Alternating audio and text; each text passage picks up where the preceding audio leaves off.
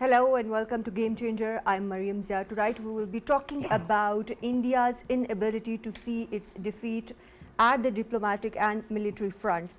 When we look at India's statements and that are emerging from India, India has long sought to dominate South Asia, but Pakistan's swift response and calculated response rather has shattered those dreams. In a powerful statement recently made at ASEAN Regional Forum, Deputy Prime Minister Ishaq Dar made it clear the defeat inflicted by Pakistan is something India's political leadership simply cannot digest.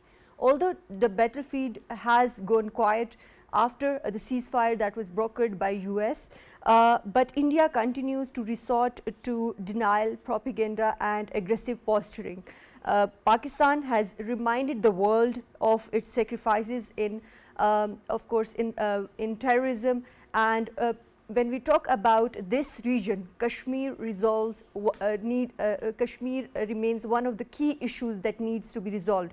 In today's program, we'll be unpacking different dimensions of the issue and the uncomfortable truth that India refuses to face, and how important and significant it is at this point in time that the world need to pay attention. To discuss this and more, we are joined in the studios by Mr. Zaman Bajwa, who is analyst. Welcome to the program.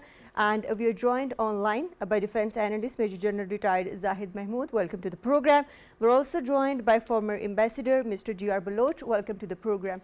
Zaman, let me start with you. Of course, when we look at the recent times post Pahalgam and post ceasefire between Pakistan and India, although this, of course, the battlefield has gone quiet, but when we look at the aggressive posturing that Pakistan and of course the region has been witnessing for quite some time now, those inflammatory statements are still coming out from India and from Indian leadership.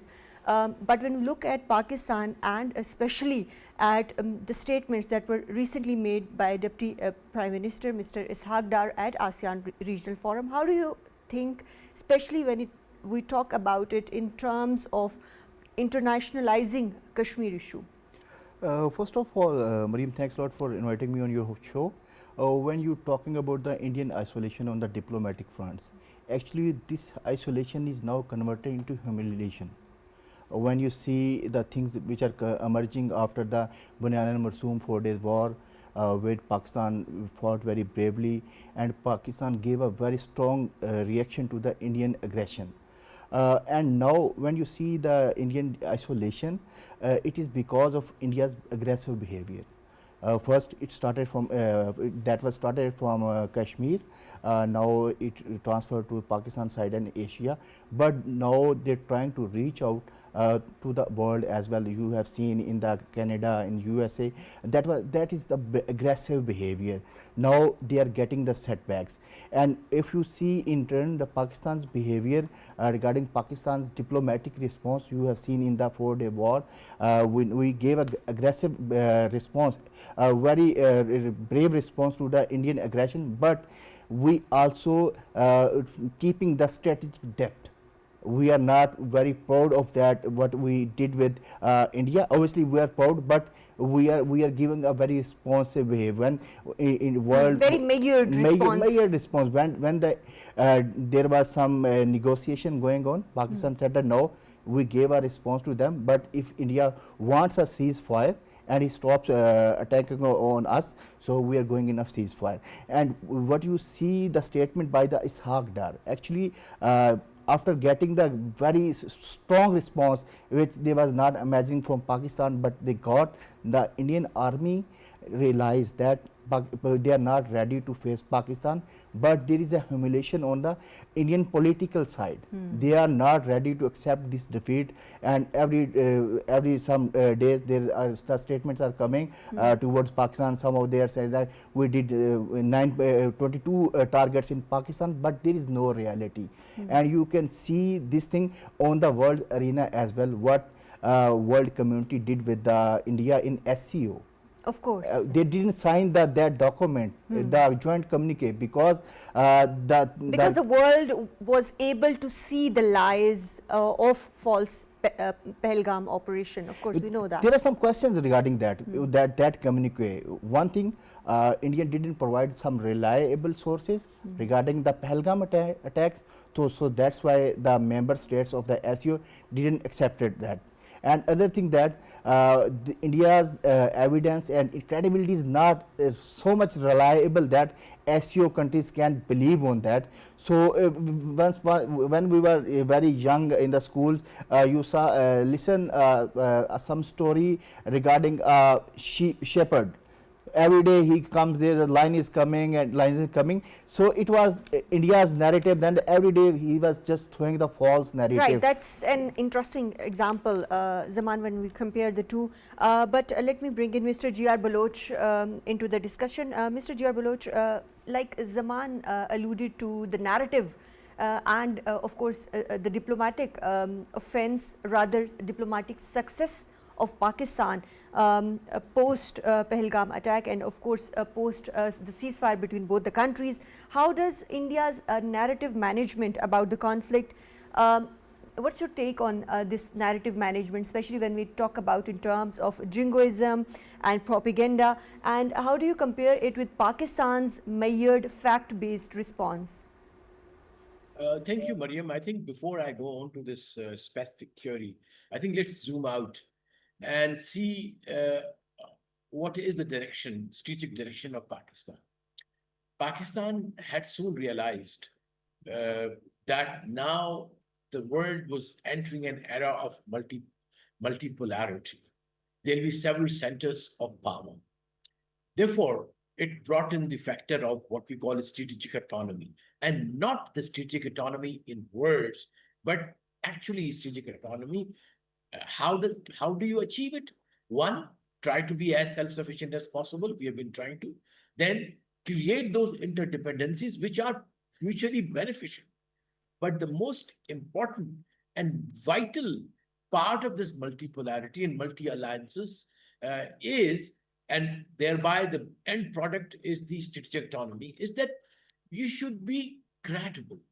Your narrative, your foreign policy, your commitments, they are not shrouded in some evil design. They are not meant to deceit for deception, but are meant to deal with all those partners at their own level by way of complementing each other. So now Pakistan had entered the era, what we called it, a balanced foreign policy, where we had a very good relation with China, which is strategic and economic, and of course the iron brother, as it described. And then similarly with Russia, Pakistan has been described as a strategic partner. Likewise, recently, what the US did, contrary to the expectations of India, which had hatched all kind of false narrative against Pakistan, the CENTCOM chief says Pakistan is a substantial and most valuable partner in fight against terrorism. So this is the strategic autonomy.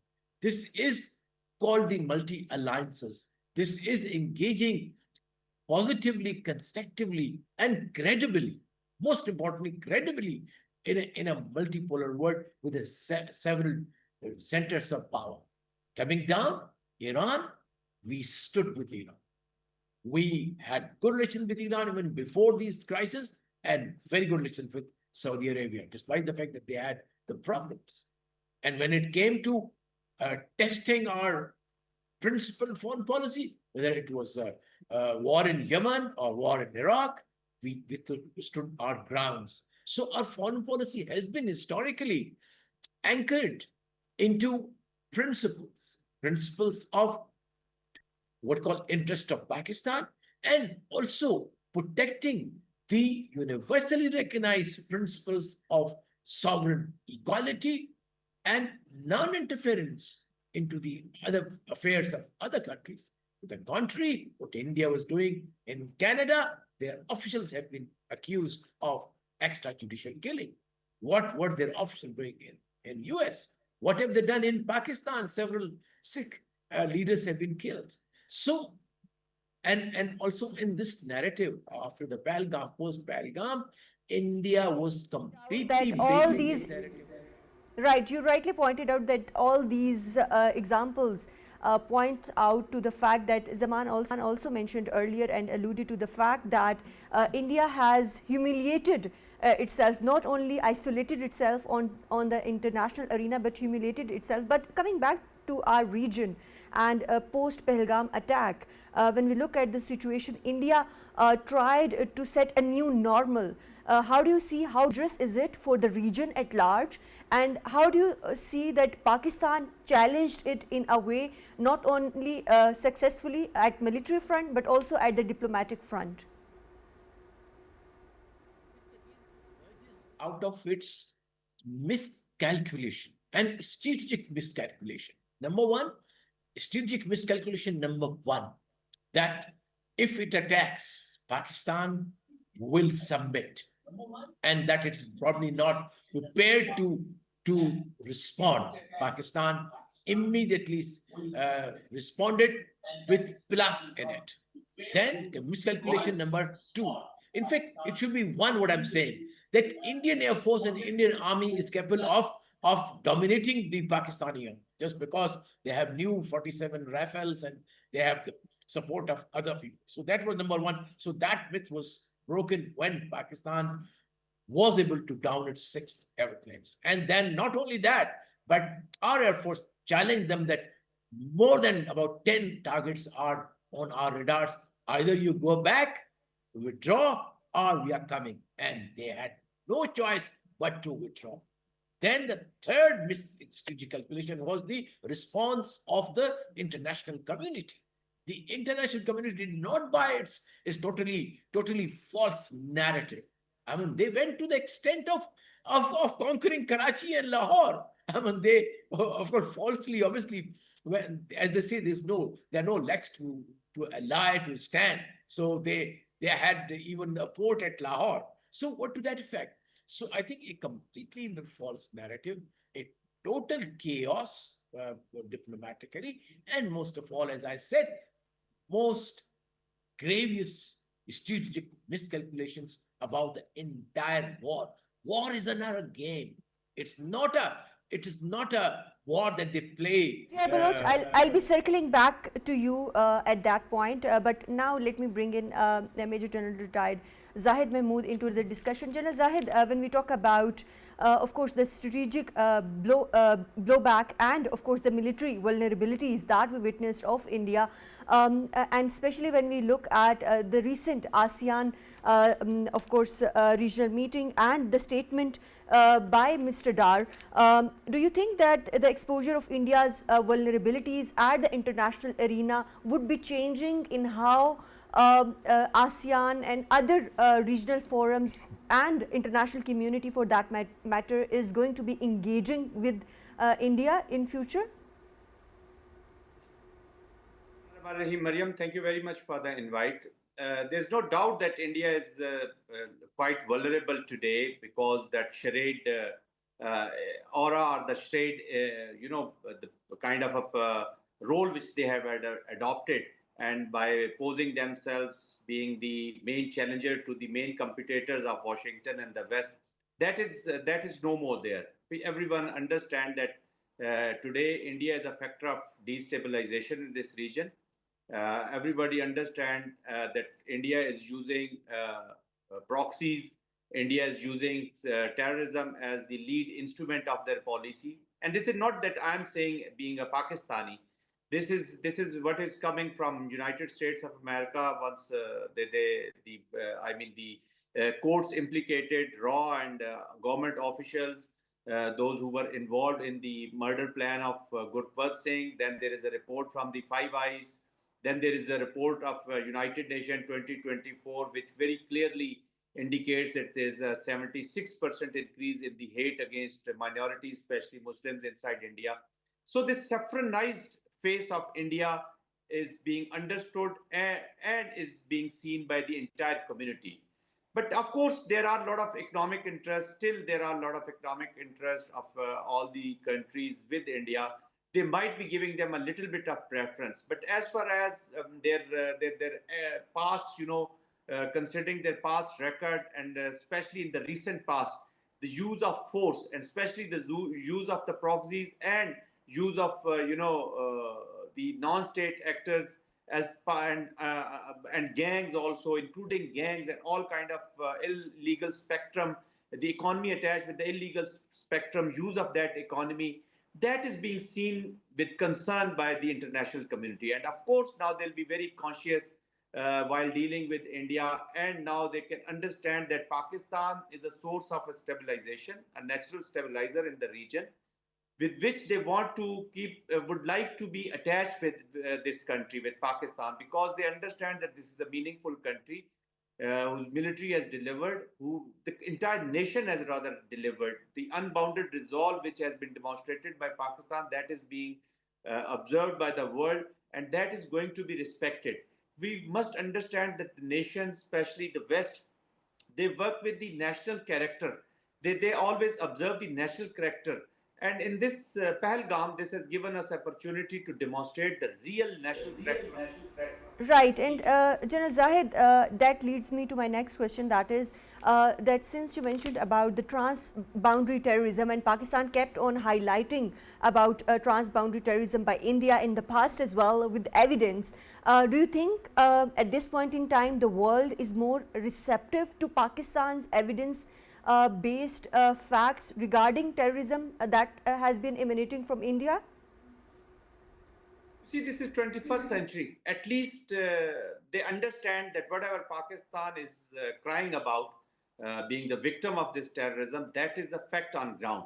But of course, then there are, own national interests, which really guide them to have their relationship or to establish the relationship with Pakistan. So they'll be the most important guiding principles for them, because there are no, I mean, this is a real politics, and Baluch Saab must put me right if I'm wrong, that in the real politics, the national and their own interest will lead their policy. However, I think they will think 100 times before getting themselves attached with the policies of with the India.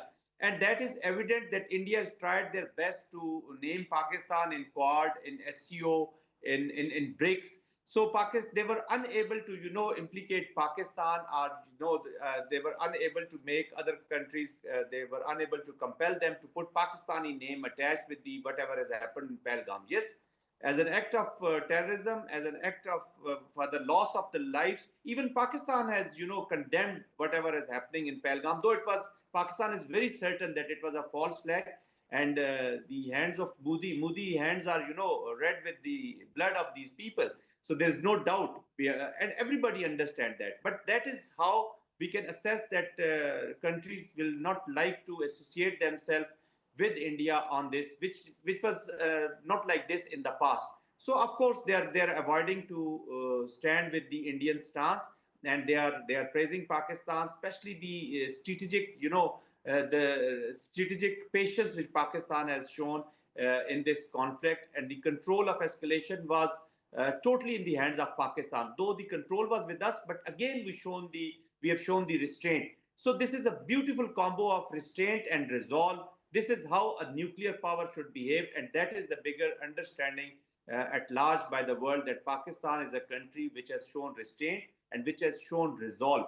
And of course, our defense Has emerged as a responsible. Pakistan has emerged as a responsible nuclear state at the regional level and international level as well. But let me go back to Zaman in the studios. Zaman, since we are talking about all these issues, but the main issue between Pakistan and India remains the conflict issue of Kashmir. And when we look at the recent ASEAN forum, Mr. Dar also invoked the United Nations Security Council resolutions and Article 51 of the UN Charter to justify Pakistan's military response. Do you think this is a turning point in how Pakistan articulates its Kashmir policy moving forward? Actually, after this Pahalgam episode and Pakistan response to India, all the things are in the favor of Pakistan, not because of the the soft diplomacy of Pakistan. Pakistan General Saab talked about the strategic patience, but and our military diplomacy as well. So it's actually it's a turning point. Why it's a turning point? Because you know that the Russia was a historic. If you see that Russia was the ally of the India, and it was a strategic partner, and he vetoed a Kashmir issue 6 times at the Security Council.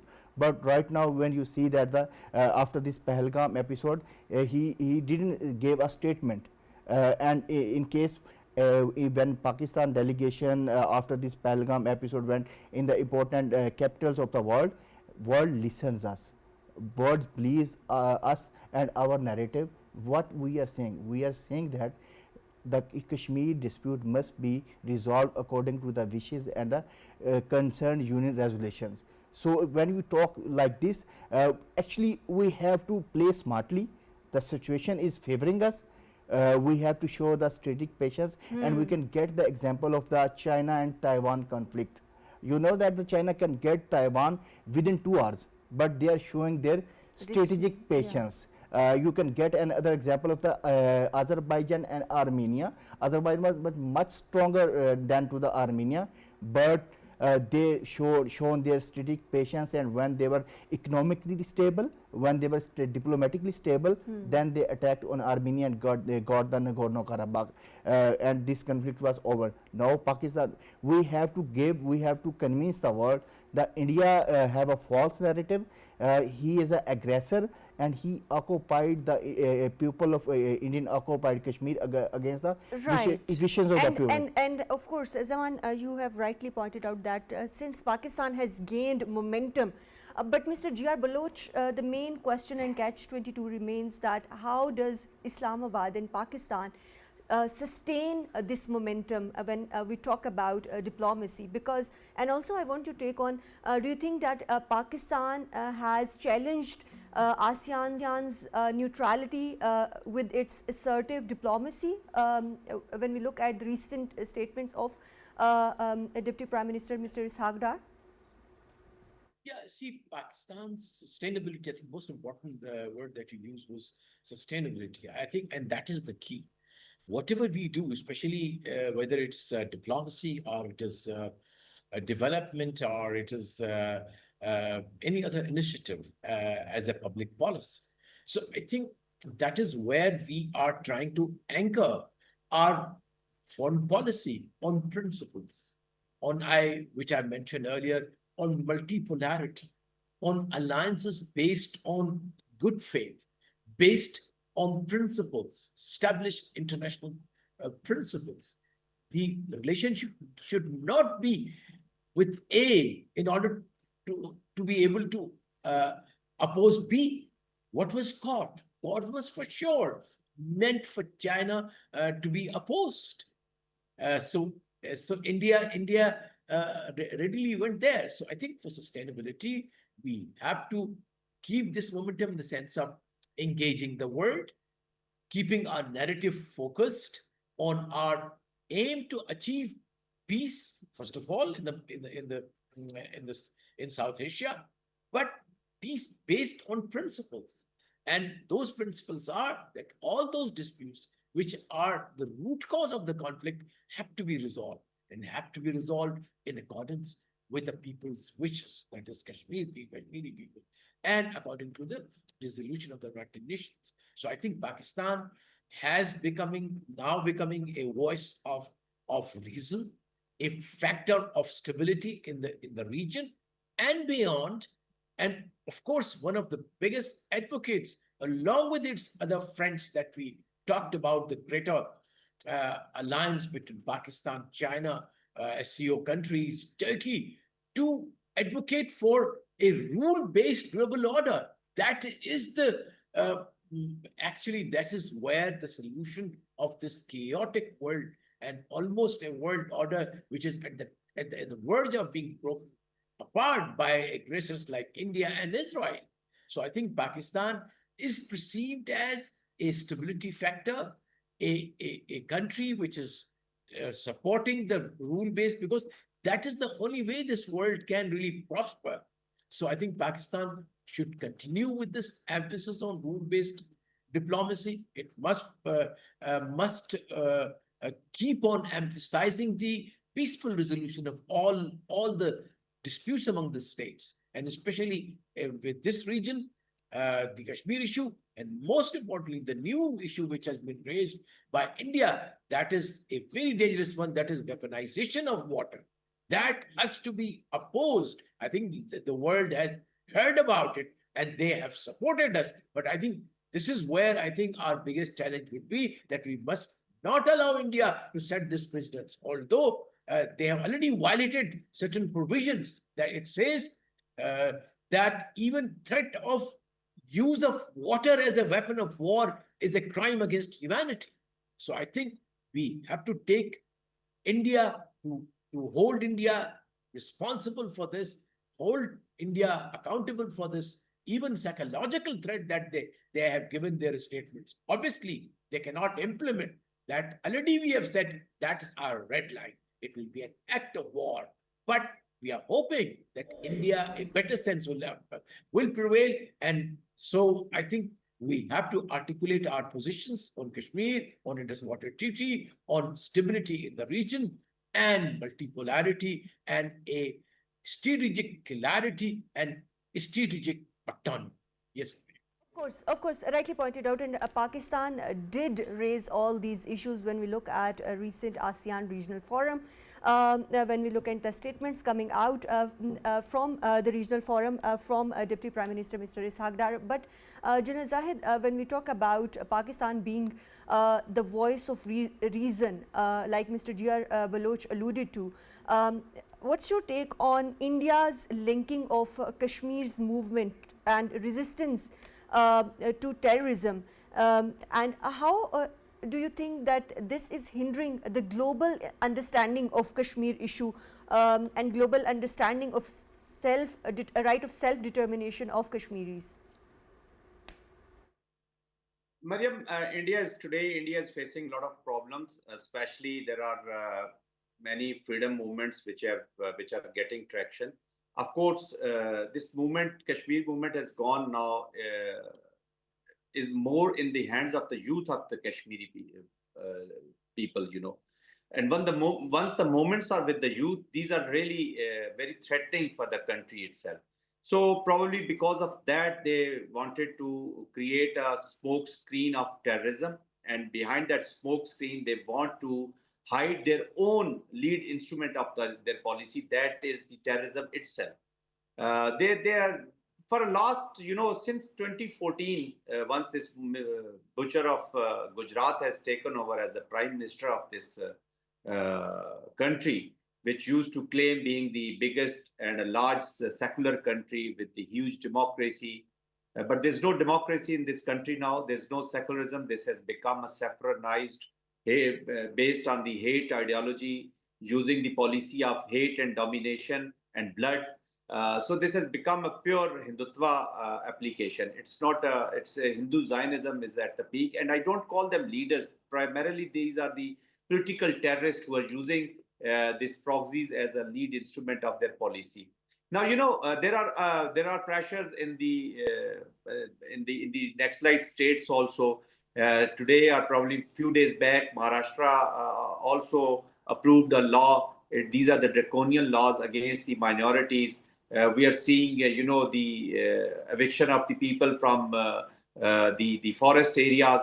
These all are being done to hand over these properties of the minorities, and especially Muslims, to the wealthy and the rich people of India who are real businessmen. So a lot of things are happening in India. There are, we have seen in the past about the Waqf bill. These are the bills like Waqf bill, then the Citizenship Act, then 35A, 370. So these all are draconian laws. There is a, you know, suppression of the, freedom. There is no freedom of press.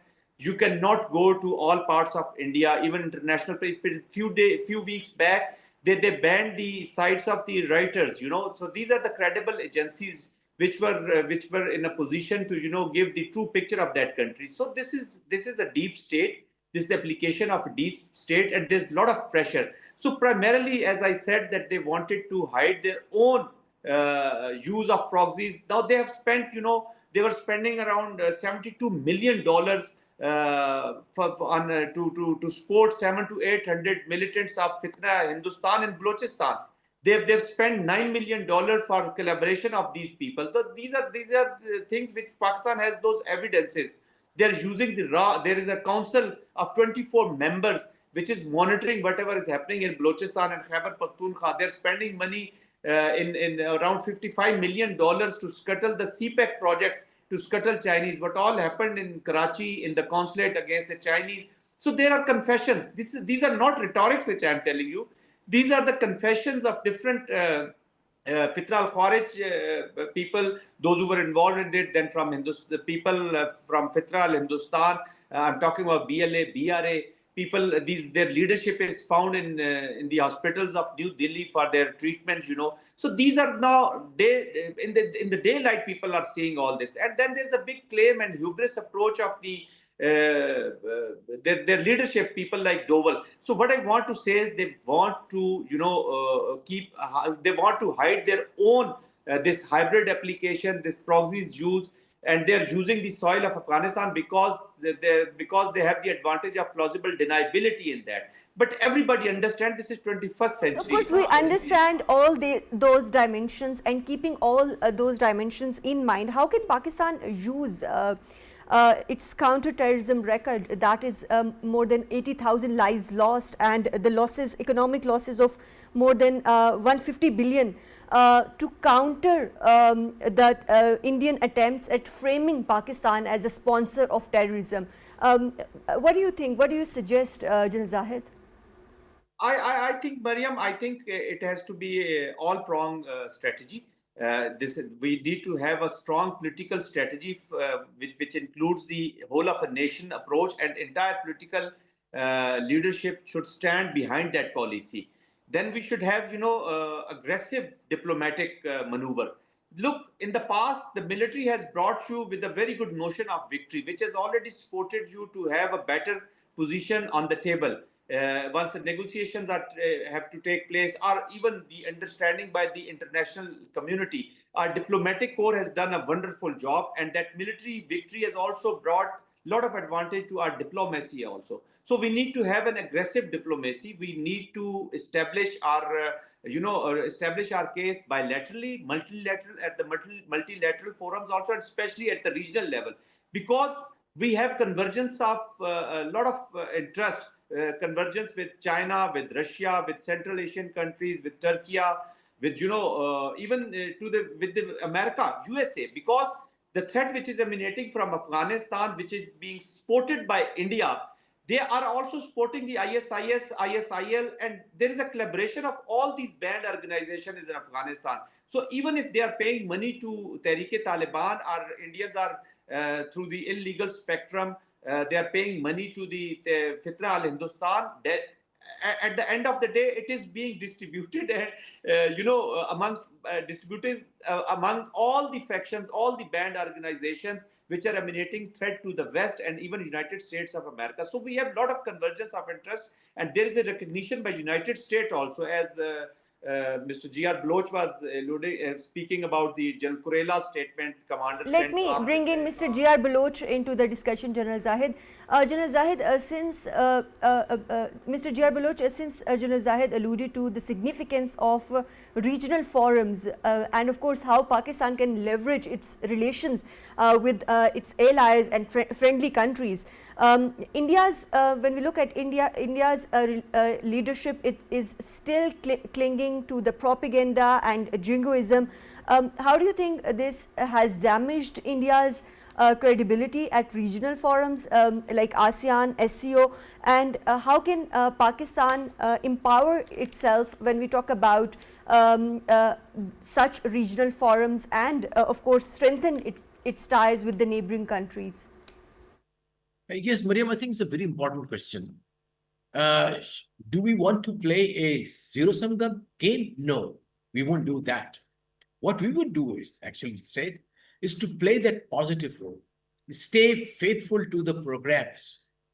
principles and objectives of all these regional organizations to which we are the members. SCO, yes, we stand with its major program of collaboration, of security, collaboration for connectivity, collaboration for environment now, collaboration for economic development, collaboration for poverty alleviation, science and technology. Yes, we do stand with it. But what happens? India, unfortunately, has tries to politicize these organizations, and it stands alone. This is what happened to the earlier SCO meeting, which was held. That that because it was consensus, supposed to be consensus. So India stood out as a odd man out and refused to sign the declaration.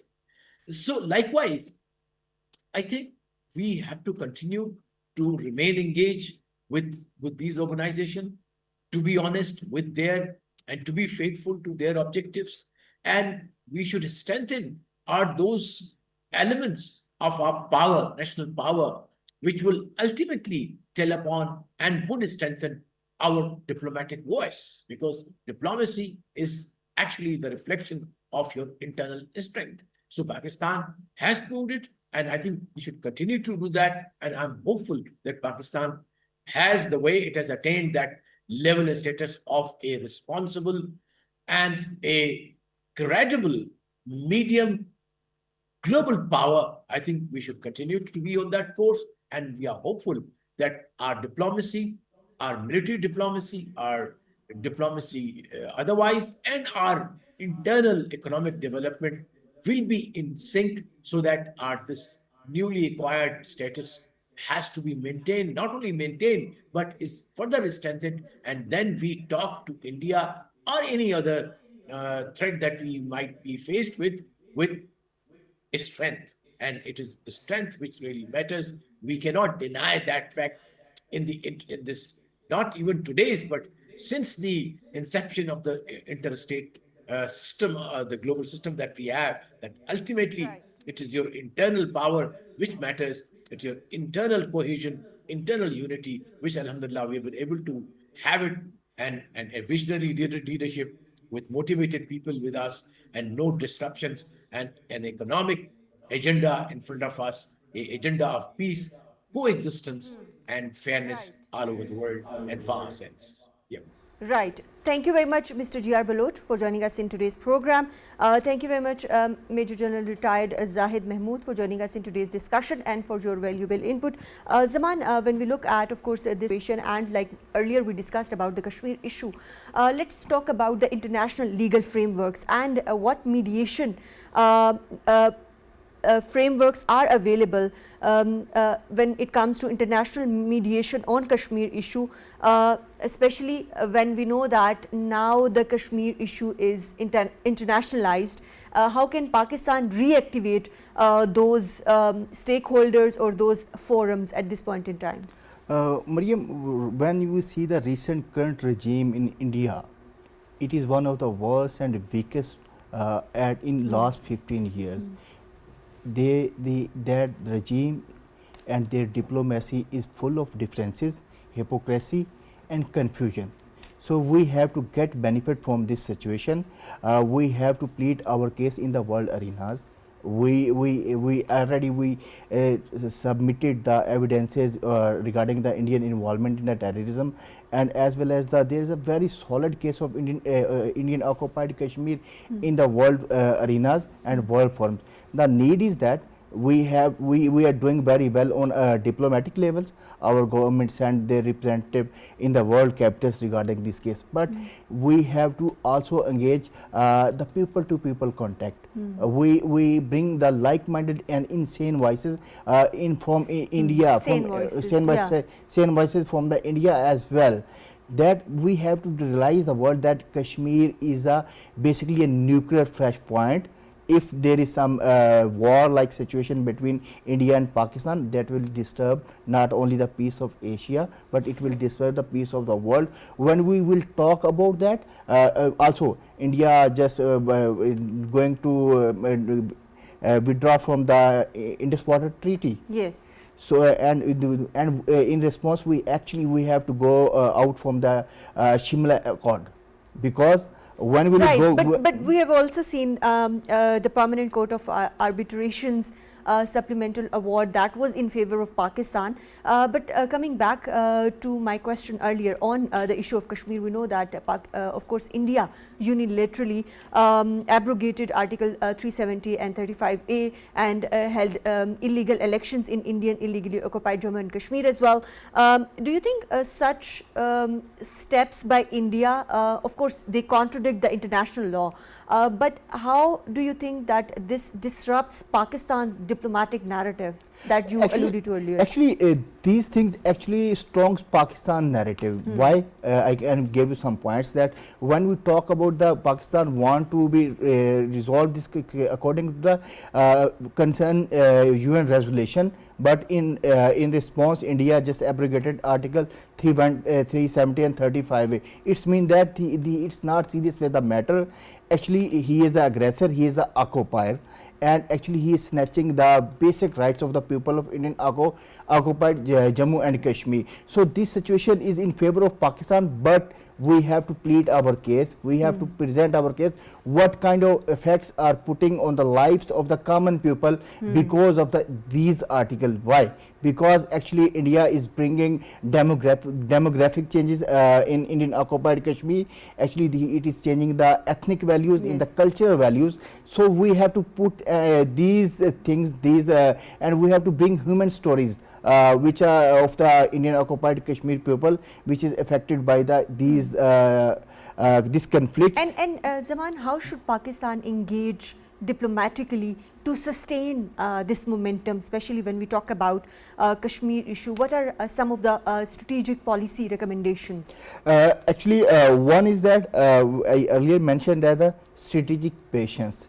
First, we have to become stronger enough by economic, by diplomacy. And one other thing that we have to provide, we have lot of stories regarding the humanitarian aspects, stories which can impact the people, world people regarding the Kashmir. Also we can right now in this situation, India is using water as a tool of the war. We have to put these steps in front of the world as we submitted dossier regarding India's involvement. So these are cases which are concerned to the sustainable development goals. When this is conflict, world can't achieve the sustainable development goals, and these are the matters which world listen, and we have to engage the world civil society and world legal forum and some international media regarding this conflicts. When will we do the humanitarian stories, the cultural stories, and the impact of the Kashmir conflict. The human rights violations that we are witnessing, and we have been witnessing in Kashmir for quite some time. So these are the very strong points which need to be put in front of the world in a mannered way. And one other thing that we are a little bit weaker regarding the authentic material research regarding Kashmir conflict, where our academia, our researchers have also contribute in this side as well, because there is a lack of material on Kashmir. So our young minds, even on the governmental level, there should be research and the authentic figures, stats. World listen the stats. We do have the dossiers, but we need more facts to present it to the diplomatic community and to the international forums to maintain this momentum that Pakistan has gained at this point in time. Actually, these dossiers for the official levels, but we need a public awareness and public sympathies regarding the Kashmir as well. Right. When will at media level, on the civil society level. Yeah. So these are some aspects when we will take such kind of the steps, obviously world will listen at, or one will see the misery and sufferings of people of occupied Kashmir, the impact on the lives, on the common people's life. When you see the miseries and sufferings of the people, what kind of the impact is on the Indian Kashmir's economy because of the conflicts, what they are facing, the basically psychological trauma due to these conflicts, these stories will impact the world, and world will listen. We have a very strong case. Of The course. need is that we have to present it in a mannered way so world can listen us. Of course, and it's high time that the world listens to these stories, because Kashmir remains the nuclear flashpoint. Thank you very much, Mr. Zaman Bajwa, for joining us in today's program and for your valuable input. That's all from Game Changer tonight. Take care. Allah Hafiz.